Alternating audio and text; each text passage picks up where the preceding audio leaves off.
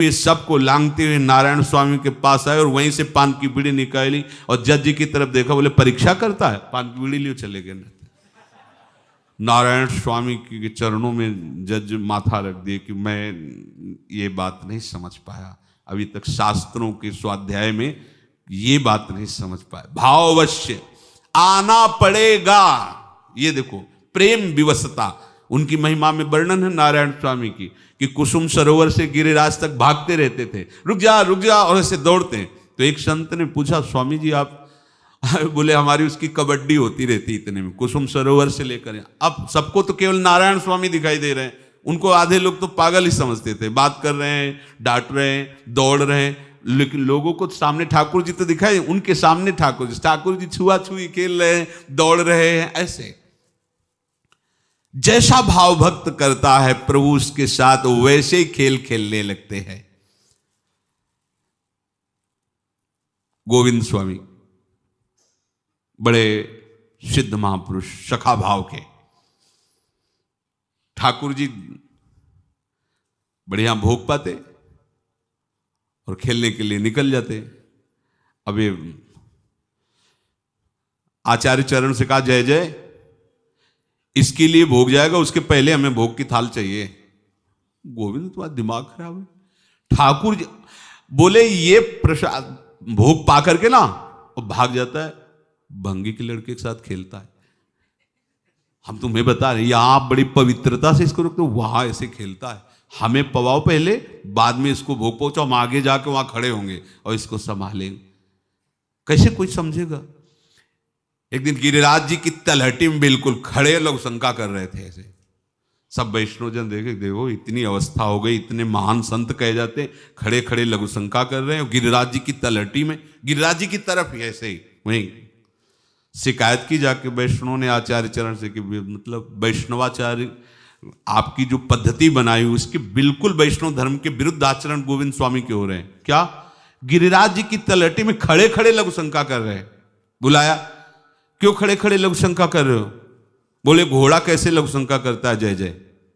बोले तो खड़े ही करता है। तो बोले हम घोड़ा थे उस समय, कांधे में बैठे थे, तो हमने कहा लघु शंका लगी उतरो, तो उन्होंने कहा जय तुम हमारे घोड़ा बने, घोड़ा जैसे करता है करो, तो वैसे हमने कर दिया। वो कांधे में ले, कांधे में ठाकुर जी बैठे हुए हैं, ये देखो भाव।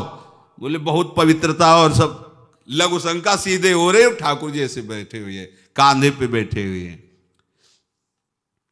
गोविंद स्वामी सौंच हो रहे हैं, अकौड़े के फल होते हैं ना, अकौड़े के, वो ऐसे ले लेकर मार रहे हैं। बोलना नहीं चाहिए ना सोच के समय, तो इशारे से सारे ठाकुर जी ऐसे मार रहे हैं, ऐसे ऐसे उठा के वैसे एक हाथ से धोती पकड़े वैसे ही सोच लगो वैसे वो उनके मार रहे। ये क्या है? कौन से शास्त्र में पवित्रता का निर्वाह की बात इसमें साबित हो रही? भाव करना पड़ेगा, वैसे ही ठाकुर जी को भाव, जो जिस भाव, ये था माम प्रपद्यन्ते तास तथैव भजाम्यहम्। तुम्हारी लगन, तुम्हारा संबंध, तुम्हारा अभिप्राय प्रभु बहुत देख रहे हैं। ध्यान दीजिए शब्द पर, तुम्हारी लगन, तुम्हारा संबंध, तुम्हारा अभिप्राय वो देख रहे हैं। जब ये बिल्कुल प्रभु में हो जाएगा, प्रभु में लगन, प्रभु में भाव और प्रभु का ही मिलन केवल एक अभिप्राय रह जाएगा, फिर आप अंतराय नहीं सह पाएंगे, दूरी नहीं सह पाएंगे, विकल हो जाएंगे। देह के सुख, देह के संबंध सब विस्मरण हो जाएंगे, बस वही सामने रहेंगे। ये जैसे लोगों कहना कि कलयुग में कहाँ भगवत दर्शन होते हैं, का ये सब व्यर्थ की बातें हैं। युग धर्म भगवान के दर्शन से थोड़ी रोकता है। युग धर्म में भजन की कमी होती है। जैसे इस समय कलयुग का, तो अधिकतर लोगों की रुचि भजन विमुख मार्गों में जाएगी।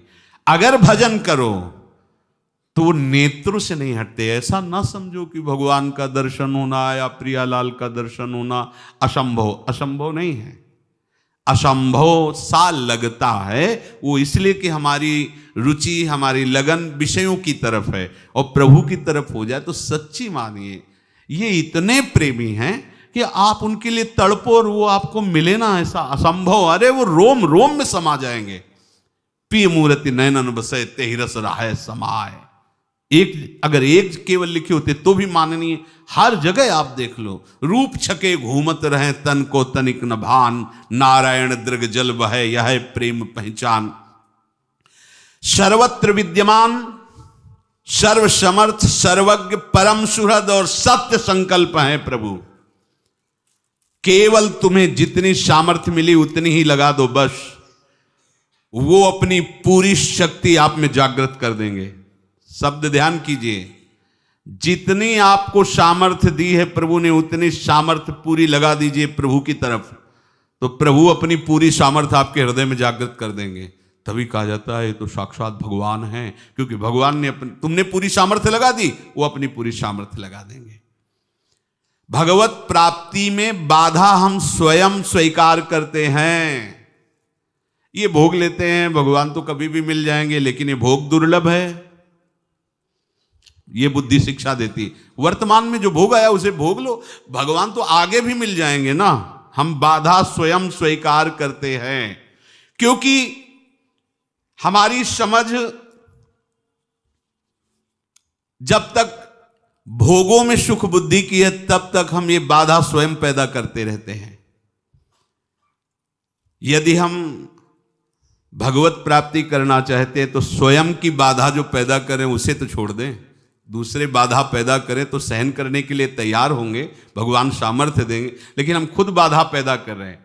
हम अपने ही आचरणों से अपने को भगवत विमुख कर रहे हैं। कम से कम इतना सुधार तो किया जाए सत्संग और भजन के प्रभाव से। जितनी हमें सामर्थ्य दी प्रभु ने, उसका प्रयोग करके हम असाधन शास्त्र विरुद्ध आचरणों जो हम स्वयं जानबूझकर कर रहे हैं उनसे तो बचा जाए। प्रभु ने भगवत प्राप्ति की पूरी सामग्री आपको दे रखी है।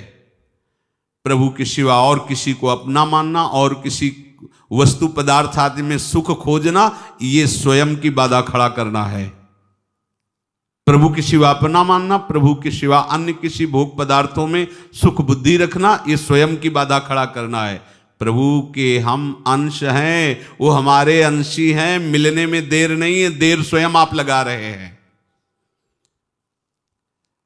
प्रायः समझा जाता है कि कर्मजन्य ही प्रेम प्रकट होता है। ऐसा ऐसा करो, ऐसा ऐसा करो तो प्रेम होगा।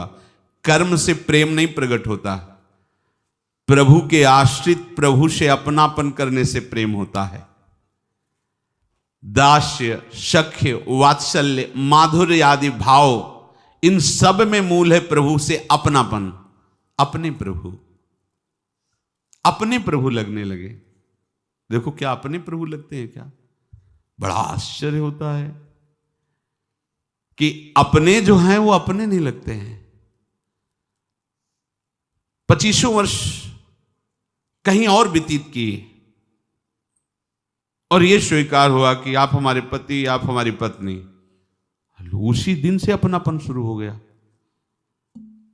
अनंत जन्मों से जिन प्रीतम को भूलकर जिस माया में भ्रमित हो रहे हैं, और अब गुरुदेव बता रहे, संत जन बता रहे, शास्त्र बता रहे, प्रभु अपने हैं, स्वीकृति ही नहीं हो रही। प्रभु सुख सिंधु हैं, स्वीकृति नहीं हो रही। ये शरीर ये सब बीच में मिलेगा, अभी छूट जाएंगे, ये स्वीकृति नहीं हो रही। ये हमारी तरफ से कमी हो रही है। 25 वर्ष का मित्र है, हम जानते नहीं अवस्था का, वो आके थोड़ा हमसे हित करने लगा, प्यार, हमारा उससे प्यार हो जाता है। और जिसको हम इस समय अपना नहीं मान रहे, वो हमें अनंत जन्मों से प्यार करते बराबर चला रहा है, बराबर सबको प्यार कर रहा है, और उसकी तरफ कोई मुड़ ही नहीं रहा। प्रभु तो एक गैर से लगते हैं आराधना में, तो हमें आशीर्वाद दीजिए, हमें फल दीजिए, क्या हमारा शरीर स्वस्थ रहे, हमारे भोग सामग्री मिलती रहे, हम जो चाहें वो हो। ये कोई प्यार है? ये कोई आराधना है? वही वासना की पूर्ति, वही अविद्या की पुष्टता। हम ही अपने आप को दुर्गति में पहुंचाते हैं। प्रभु की तरफ से कोई कमी नहीं है। आप बिल्कुल ये बात समझ लो, आप अपनी मानी हुई वस्तु जो प्रभु की है उसे प्रभु की समझ लो, तो प्रभु अपनी मानी हुई सब कुछ आपको दे देंगे। आप सब कुछ प्रभु को समर्पित करो, प्रभु अपना सब कुछ दे देंगे। यद्यपि आपका कुछ नहीं है, नहीं मानोगे तो अंत में काल भगवान तुम्हें यह अनुभव करा देंगे कि तुम्हारा कुछ नहीं है। अगर अभी मान लोगे तो सब कुछ प्राप्त हो जाएगा।